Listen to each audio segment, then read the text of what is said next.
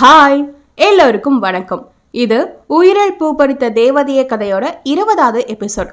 கதை பிடிச்சிருந்தா மறக்காம ஒரு லைக் அண்ட் கமெண்ட் பண்ணி சப்போர்ட் பண்ணுங்க. இது வரைக்கும் சப்போர்ட் பண்ற எல்லாருக்குமே ரொம்ப ரொம்ப தேங்க்ஸ். பெண்ணுக்குள் தன் செயலால் பூகம்பத்தை உருவாக்கியவன் பின் எதுவும் அறியாத மாயவன் போல தன் அலுவலக அறைக்கு சென்று முக்கியமான டாக்குமெண்ட் ஒன்றை எடுத்துக்கொண்டு வெளியே வந்தான் ஆருத்ரதேவ். அவனின் தீண்டலில் மயங்கி நின்றிருந்தவளை வெளியே கேட்ட பேச்சு சத்தம் தன்னிலைக்கு கொண்டு வந்தது. ஏசாமி, எங்கேயா கிளம்பிட்ட? கல்யாணம் ஆகி முதல்ல கோவிலுக்கு தான் போகணும். அதுக்கு பிறகு நீ எங்க வேணா போதேவா என சாரதா பாட்டி அவன் கிளம்பி நின்ற தோற்றத்தை வைத்து ஆருத்ரனிடம் சொல்ல, டார்லிங், எனக்கு கம்பெனில முக்கியமான வேலை இருக்கு. அதெல்லாம் விட்டுட்டு இவ கூட கோயில் போகணுமா? என்னால முடியாது, புரிஞ்சுக்கோங்க என்று ஆருத்ரன் சொல்ல, ஆருக்கண்ணா, அத்தை சொல்றது சரிதான். மகை அழைச்சிட்டு கோயிலுக்கு போயிட்டு வா, ரொம்ப நேரம்லாம் ஆகாது என லக்ஷ்மியும் அவர்களை ஒன்றாக அனுப்பி வைக்கும் முடிவில் கூற, இங்கே சமையல் கட்டில் நின்றிருந்தவளுக்கு வெளியில் தன் பேர் அடிபடுவதை கேட்டு மகிழினியும் கூடத்திற்கு வந்தாள். அவள் அங்கு வந்து நின்றதை அவளின் கொலுசொலி அவனுக்கு அறிவித்துவிட, உடனே பார்வையை அவள் புறம் திருப்பி அவளை தன் செந்தனல் விழிகளால் முறைக்க, அதை கண்டு அவள் தலையை குனிந்து கொண்டாள். பண்றதெல்லாம் பண்ணிட்டு ஒண்ணுமே தெரியாத பப்பா மாதிரி தலையை குனிஞ்சுப்பா, ஃப்ராடு என மகிழினையை தன் மனதிற்குள் வசைபாடியவன் மீண்டும் தன் அம்மாவிடம், மா, பாட்டி தான் புரிஞ்சுக்காம பேசுறாங்க, நீங்களும் அதுக்கு சப்போர்ட் பண்ணாதீங்க. எனக்கு அங்க நிறைய ஒர்க் இருக்கு, நான் கிளம்புறேன். வேணும்னா நீங்க அவளை கூட்டிட்டு கோவிலுக்கு போயிட்டு வாங்க என சொல்லிவிட்டு நகர போனவனை, டேய் மைசன், கொஞ்சம் நில்லுப்பா. நீ ஒன்றும் அந்த கம்பெனியில ஒர்க் பண்ணல. அந்த கம்பெனியே உன்னோடது தான். நீ போகிறனாலும் அங்க ஒர்க் பண்ண நம்ம ஸ்டாஃப்ஸ் இருக்காங்க. எல்லாத்த விட வருண் இருக்கான். அவனுக்கு நான் போன்ல சொல்லிட்டேன். ஸோ அவன் மேனேஜ் பண்ணிப்பான். ஒழுங்கா இப்ப மருமகளை அழைச்சிட்டு கோவிலுக்கு போயிட்டு வா என கிருஷ்ணன் அவனை மொத்தமாக மடக்க, குடும்பமே சேர்ந்து ரவுண்டு கட்டியதில் காண்டானவன் வேறு வழியின்றி வேக வேகமாக தன் அறைக்கு சென்றான். அப்போது கிருஷ்ணன், மகிமா, ஓ சீக்கிரம் கிளம்பு. அவன் அமைதியா போறான்னா இதுக்கு ஓகே சொல்லிட்டான்னு அர்த்தம். ஸோ வேகமா கிளம்பி அவனை அழைச்சிட்டு போயிட்டு வா, இல்லனா மறுபடியும் முருங்கை மரம் ஏறிட போறான் என சொல்ல, மாமா, எல்லாம் சரிதான், ஆனா அதுக்குன்னு என் புருஷனை நீங்க எப்படி வேதாளம்னு சொல்லலாம் என கீச்சு குரலில் அவள் பொய்யாய் சண்டையிட, நான் எப்பமா சொன்னேன்? நான் மேம்போக்காதான் சொன்னேன். ஆனா நீதாமா இப்ப தெளிவா அவனை வேதாளம்னு சொல்ற. இத மட்டும் அவன் கேட்டா நீதான் மாட்டுவ, நான் இல்லப்பா என கிருஷ்ணனும் அவளை கோர்த்து விட, ஹா, அதேபடி என அவள் விழித்து நின்ற நேரம், அப்பா போதும் உங்க விளையாட்டு பேச்சு. மகிக்கண்ணு, நீ போய் கிளம்பு. இவர் இப்படித்தான் என் பையனை வம்பிழுத்துட்டே இருப்பாரு. நீ முதல்ல போ, லேட்டானா அவனுக்கு கோபம் வரும், போடா என மகிழினியை லக்ஷ்மி அனுப்பி வைத்து விட்டு தன் கணவனிடம், ஏங்க அவன்கிட்ட வம்பு எடுத்துட்டே இருக்கீங்க, பொறுமையா சொன்னா என்ன என லக்ஷ்மி கேட்க, அப்போது இடையில் வந்த சாரதா, எல்லா நேரமும் பொறுமை சரி வராதுமா, அதனால நீ எதுவும் நினைக்காம இரு. போய் நம்ம ஊர் ஜனத்துக்கு கொடுக்க தாம்பூலப்பை தயாராயிடுச்சான்னு பாரு. இன்னைக்கு எல்லாரும் ஊருக்கு கிளம்புறாங்கல்ல, அவங்களுக்கு கொடுத்து விடணும் என சொல்ல, லக்ஷ்மியும் அவர் சொன்னதை புரிந்து கொண்டு நகர்ந்தார். இங்கே ஆருத்ரன் தன் அறையில் கோபமாக குறுக்கும் நெடுக்கும் நடந்து கொண்டிருந்தான். எல்லாம் இவளால வந்தது, வரட்டும், அவளுக்கு இருக்கு என மகிழினியை திட்டிக் கொண்டு இருந்த நேரம் அவனின் மனையாட்டி கதவை திறந்து கொண்டு உள்ளே வந்தாள். மகிழினி உள்ளே நுழைந்ததும் அவனிடம் எதுவும் பேசாமல் சமர்த்த பிள்ளையாக ரெடியாக சென்றாள். காலையில் அணிந்த புடவையில் அவள் குடித்த இளநீர் சிறிது பட்டுவிட்டதால் இப்போது வேறு புடவை அணியலாம் என்று நினைத்து ஆருத்ரனின் ஷர்ட் நிறத்திற்கு ஏற்ற வகையில் புடவையை தேர்ந்தெடுத்து கட்டிக்கொண்டு அவள் வர, தன் லேசர் விழிகளை கொண்டு அவளை பார்த்தவன் அவள் புடவையின் நிறத்தை கண்டு இகழ்ச்சியில் இதழ் வளைத்து, என்ன மேடம், ட்ரெஸ் மேட்சிங்கா போட்டு நானும் நீயும் சந்தோஷமான கப்பல்னு எல்லாருக்கும் காட்ட ட்ரை பண்றியா? சே, பாவம், உன்னால இதை மட்டும்தான் பண்ண முடியும். இப்படியே கனவுல மிதந்து எல்லாரும் முன்னாடியும் நடிச்சுதான் நீ வாழணும். ஆனா இந்த ஆருத்ரனை உன்னால எப்பவும் நெருங்க முடியாது. இதுக்கு தான் மேரேஜ் முன்னாடியே உனக்கு நான் ஒரு ஆஃபர் கொடுத்தேன். ஆனா நீ அதை சூஸ் பண்ணாம இப்படி எல்லார் முன்னாடியும் நடிச்சு பொய்யா ஒரு வாழ்க்கை வாழணுமா? இதுல தேவையே இல்லாம என் டைமையும் சேர்த்து வேஸ்ட் பண்ற இடியட் என ஆருத்ரன் அவளை தன் கூறிய வார்த்தை கொண்டு திட்ட, ஹலோ சார், என்ன விட்டா நீங்க பாட்டுக்கு பேசிட்டே போறீங்க? ஆமா, நான் எங்க பொய்யான வாழ்க்கைய வாழ்றேன்? நான் உங்களோட இருக்க ஒவ்வொரு நிமிஷத்தையும் அனுபவிச்சு சந்தோஷமா தான் வாழ்றேன். இங்க பொய்யா இருக்கிறது நீங்க தான். மனசுக்குள்ள ஒண்ணு வெளியே ஒண்ணுன்னு பேசி என் மனசை காயப்படுத்துறீங்க மாமா. நான் ஒண்ணு நடிக்கல, உங்களை காதலிக்கிறேன் மாமா. நீங்க தான் நடிக்கிறீங்க. அப்புறம் என்ன சொன்னீங்க? உங்களை நெருங்க முடியாதா என்று கேட்டுக்கொண்டே அவன் அருகில் நெருங்கி வந்த மகிழினி அவன் என்னவென்று உணரும் முன்பே ஆருத்ரனை கட்டி அணைத்து அவன் சட்டை காலரை இழுத்து அவன் கன்னத்தில் ஆசையாக தன் முதல் முத்தத்தை நச்சென பதித்தாள் மகிழினி. 6 அடி ஆண்மகனை தன் உயரத்திற்கு ஏற்ப கீழே இழுத்து அவன் காதின் அருகே சென்றவள், நீங்க எனக்கு மட்டும்தான் சொந்தம். அப்ப உங்க மொத்த நேரமும் எனக்கே தான் சொந்தம். இந்த மாதிரி தேவையில்லாம பேசி நீங்க டென்ஷன் ஆகாதீங்க மாமா. காரணம், நீங்க என்னதான் கத்துனாலும் என் காதல் மாறாது, புரிஞ்சுக்கோங்க ஆரு என்று சொல்லி அவன் காதில் மேலும் ஒரு முத்தம் வைக்க அதில் அவன் இதய துடிப்பு அதிகமாக அவள் முத்தத்திலும் அவளின் பேச்சிலும் சிலிர்த்து சிலையானவன் கண்மூடி தன் உணர்வுகளை அடக்கியவன் அவளை ஒரே இழுவாக இழுத்து பிடித்து விட்டான் ஒரு அறையை பலாரென்று. அடியின் விசையில் அவள் கீழே விழுந்திருக்க அவளை பிடித்து தூக்கியவன், நானும் சின்ன பொண்ணு போனா போகுதுன்னு விட்டா ரொம்ப ஓவரா அட்வான்டேஜ் எடுத்துக்கிற. என்ன நெருங்க உனக்கு யாடி ரைட்ஸ் கொடுத்தா? என்ன பேச்சுல மயக்க முடியலன்னு அடுத்து முத்தம் கொடுத்து மயக்க பாக்குறியா? வெக்கமா இல்ல உனக்கு? இங்க வீட்டுல எல்லாரையும் ஏமாத்தி வெகுளி வேஷம் போட்டு உள்ள நுழைஞ்ச மாதிரி என்னையும் ஏமாத்துறான்னு பாக்குறியா?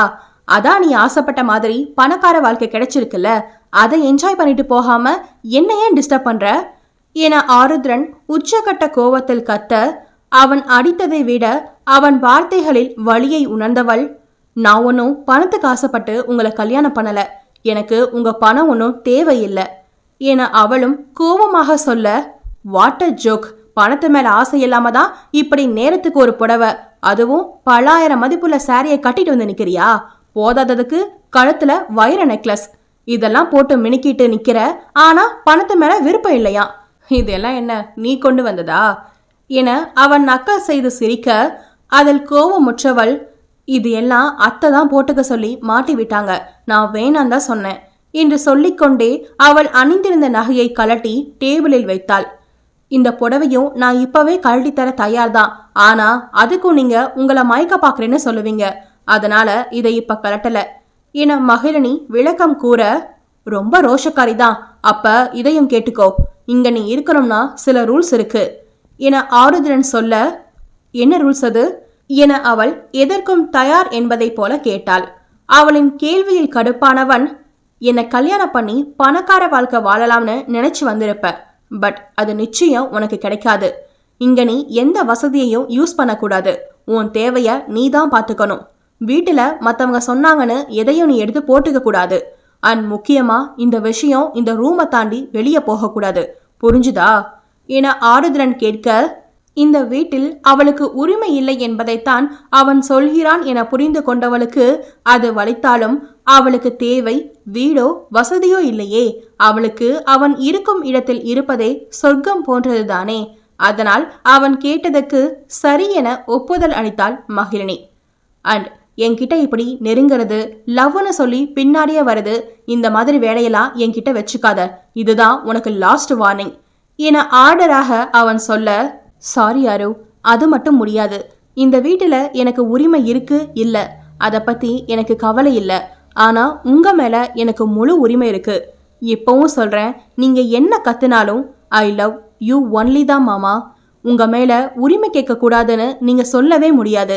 ஏன்னா இதோ இந்த தாலி, அதுக்கான மொத்த உரிமத்தையும் எனக்கு கொடுத்தாச்சு என அவள் அழுத்தமாக உரைக்க, அவளின் பதிலில் இன்னும் அவனுக்கு கோபம் ஏற, இந்த தாலி இருக்கனால தானே இந்த ஆட்டம் ஆடுற, சீக்கிரமே இதுக்கு ஒரு முடிவு கற்றேண்டி என்று டிவோர்ஸை மனதில் வைத்து அவளிடம் கத்திவிட்டு வேகமாக வெளியேறினான் ஆருத்ரன்.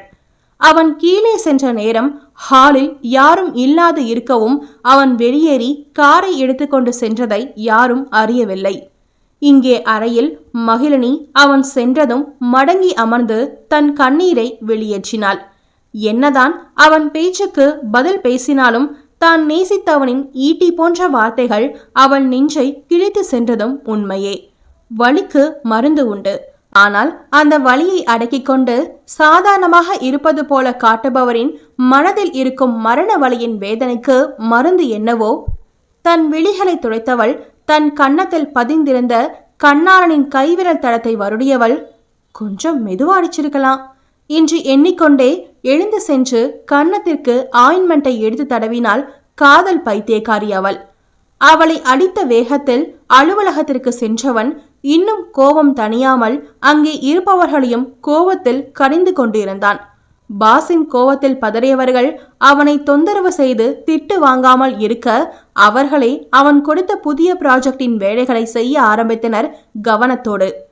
ஆருத்ரனின் அறையை ஏசி தன் குளிரால் வியாபித்திருக்க அதன் குளுமையில் சற்று மட்டுப்பட்டவன் தான் செய்துவிட்டு வந்ததை ரீவைண்ட் செய்து பார்க்க ஆரம்பித்தான்.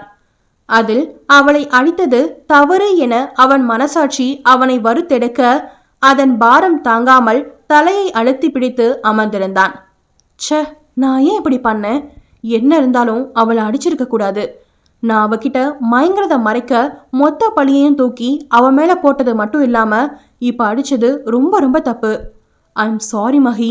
என்னால இந்த காதலை நம்ப முடியல. நீ பக்கத்துல வந்தா நான் என்னையவே மறக்கிறேன். ஒருவேளை நீயும் கடைசியில ஏமாத்திட்டு போயிட்டா என்னால அதை தாங்கவே முடியாது. ஆனா அதுக்குன்னு உன்னை இப்படி பக்கத்துல வச்சு என்னால நடிக்கவும் முடியாது. எஸ், நீ சொன்னது கரெக்ட். நான் தான் நடிக்கிறேன். இதுக்கு மேலேயும் நான் உன்னை காயப்படுத்த விரும்பல என தனக்குள்ளே பேசிய ஆருத்ரன் தன் போனை எடுத்து தனக்கு நெருங்கிய லாயரை தொடர்பு கொண்டான். இன்றே டிவோர்ஸ் நோட்டீஸ் தன் கைக்கு வர வேண்டும் என்று அவன் ஆர்டர் போட அவரும் பத்திரத்தை ரெடி செய்ய அவனிடம் தேவையான விவரங்களை வாங்கி கொண்டு இன்னும் சிறிது நேரத்தில் தன் அசிஸ்டண்டிடம் கொடுத்து விடுவதாக லாயர் சொல்ல, ஆருத்ரனோ இல்ல, நீங்க ரெடி பண்ணிட்டு சொல்லுங்க, நான் வீட்டுக்கு போகும்போது அப்படியே வந்து வாங்கிக்கிறேன். இந்த விஷயம் வெளியே லீக் ஆகக்கூடாது என அவன் உத்தரவாக சொல்ல வக்கீலும் சரி என ஒப்புதல் அளித்து போனை கட் செய்தார். ஆருத்ரன் மொபைலிற்கு மீண்டும் அழைப்பு வர திரையில் மின்னியது மகிழினியின் பெயர் ராட்சசி என்று. இவ எதுக்கு இப்ப கூப்பிடுறா? இப்பதான் அவ்வளோ திட்டிட்டு வந்தேன், கொஞ்சம் கூட ரோஷமே இல்லாம திரும்ப கூப்பிடுறா ராட்சசி என திட்டிக்கொண்டே போனை கட் செய்தான். மீண்டும் மீண்டும் அழைப்பு வர அவனும் விடாமல் அழைப்பை துண்டித்தான்.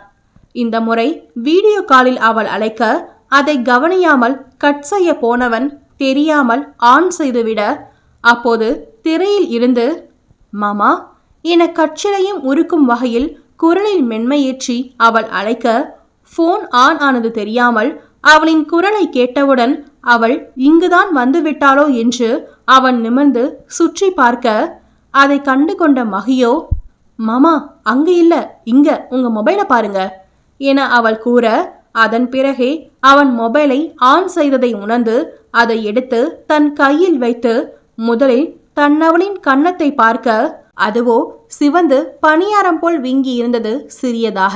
அதை கண்டு தனக்குள்ளே மருகியவன் குற்ற உணர்ச்சியோடு அவள் விழி நோக்க மகிழினியின் விழிகளோ அவனை கண்டதும் சூரியனை கண்ட தாமரை போல மலர்ந்து சிரித்தது. தன்னை கண்டதும் அவள் விழிகள் காட்டிய மொழிதனில் இன்னும் நொறுங்கி போயிருந்தான் ஆருத்ரன். மாமா என இவள் அழைக்க, இப்ப எதுக்கு நீ கால் பண்ண என்ற வார்த்தையில் கோவத்தை காட்டாமல் அழுத்தமாக கேட்டான்.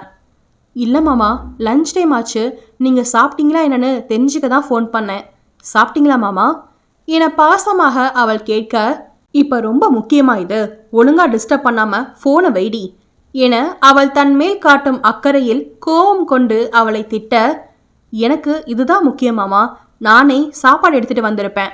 ஆனா நீங்க தான் காலையில ஒரு பரிசை கொடுத்துட்டு போனீங்களே, அதை வேற யாருக்கும் காட்ட எனக்கு விருப்பம் இல்லை, அதான் போன்ல விசாரிக்கிறேன் என்று அவள் பதில் சொல்ல, தான் அடித்த அடியை பரிசாக எண்ணி தன்னிடமே சொல்பவளிடம் கோவத்தை காட்ட முடியாமல், இங்க பாரு, நான் சாப்பிட்டேன், என்னை டிஸ்டர்ப் பண்ணாம கிளம்பு, எனக்கு ஒர்க் இருக்கு, பாய் என சொல்லி ஆருத்ரன் கட் செய்ய போக அப்போது அவள் வேகமாக ஆரு என அழைக்க அந்த அழைப்பில் தன் இதயம் நழுவி செல்வதை உணர்ந்தவன், என்னடி என மென்மையாக உரைத்துவிட, ஐ மிஸ் யூ மாமா, ஈவினிங் சீக்கிரம் வாங்க என்ற ஏக்க வார்த்தையோடு முத்தத்தையும் தூது அனுப்பிவிட்டு சிரித்த முகத்தோடு போனை அணைத்தாள் அவனின் ராட்சசி.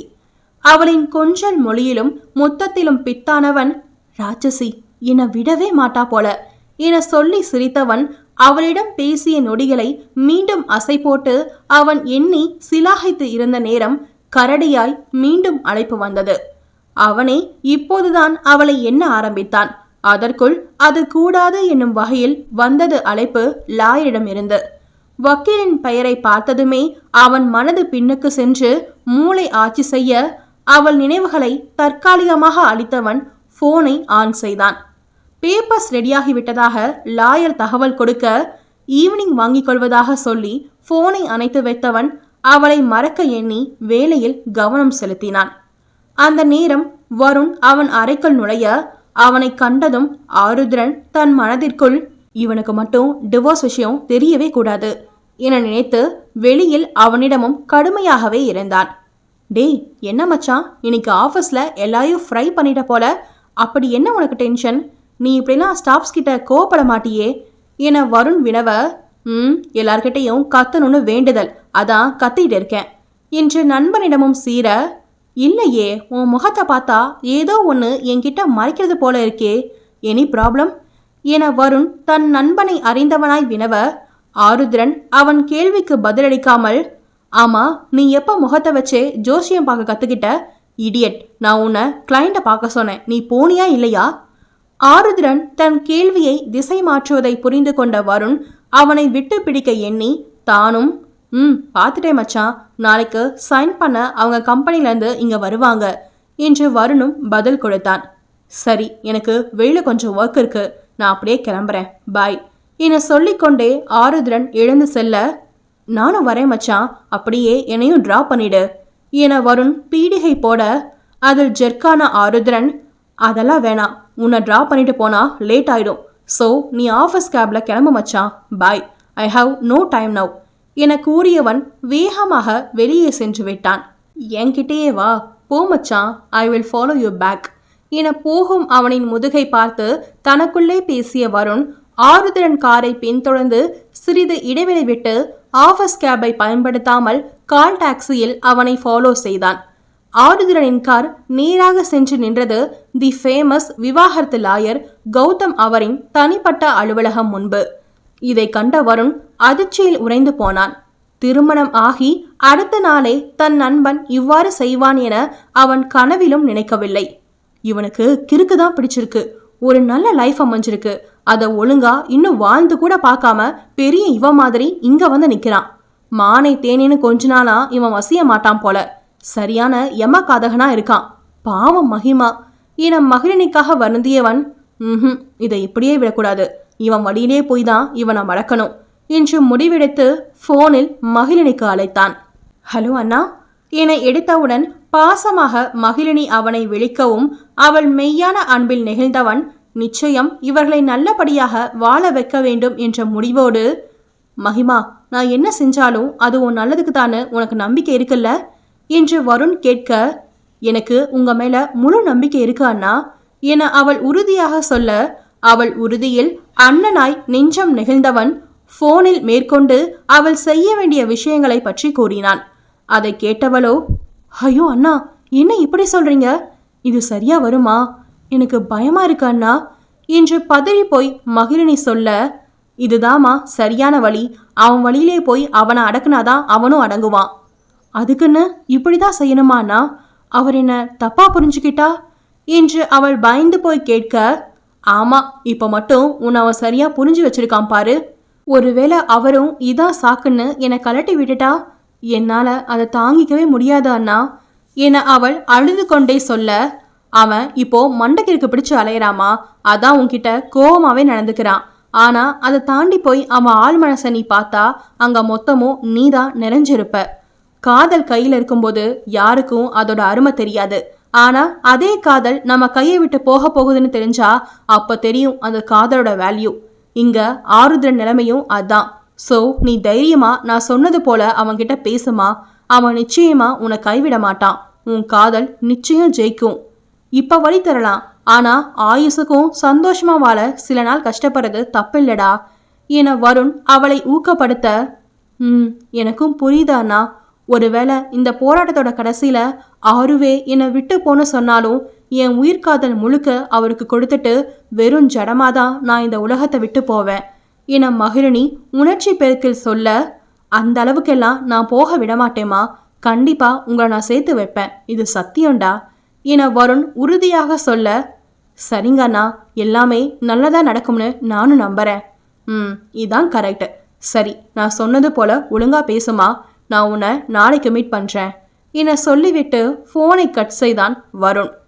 இங்கே மகிழினியோ அவள் சொல்ல போகும் வார்த்தையை எண்ணி பயம் கொண்டு தன் கண்களை மூடி தன்னை நிலைப்படுத்தினாள்.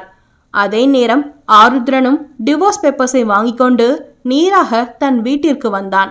அவன் வந்த மாலை நேரம் அனைவரும் கார்டனில் தேநீர் குடித்து கொண்டு பேசிக்கொண்டு இருக்க, ஆருத்ரனை பார்த்த லக்ஷ்மி, வா தேவ், டீ குடிக்கிறியா என கேட்க, இல்லம்மா எனக்கு வேணாம். எங்கம்மா மகிழினி என ஆருத்ரன் வினவ, பாத்தியா, என் பேரன் வந்தது வராததுமா அவன் பொண்டாட்டியை தான் தேடுறான், நீங்க தான் தேவையில்லாம பயந்துட்டு இருக்கீங்க அவன் சந்தோஷமா இல்லையோன்னு என சாரதா பாட்டி லக்ஷ்மி மற்றும் கிருஷ்ணனிடம் சொல்ல, இல்லம்மா, காலையில ரூமுக்கு போனப்ப சந்தோஷமா போன மகிழினி அதுக்கு பிறகு அவங்க கோயிலுக்கு போய் இருப்பாங்கன்னு பார்த்தா அங்கேயும் போகாம இவன் ஆஃபீஸ் போயிட்டான். மதியம் சாப்பிட கீழே வந்த பொண்ணு முகமே சரியில்லை, அதாமா ஏதாச்சும் பிரச்சனையான்னு ஒரே கவலை.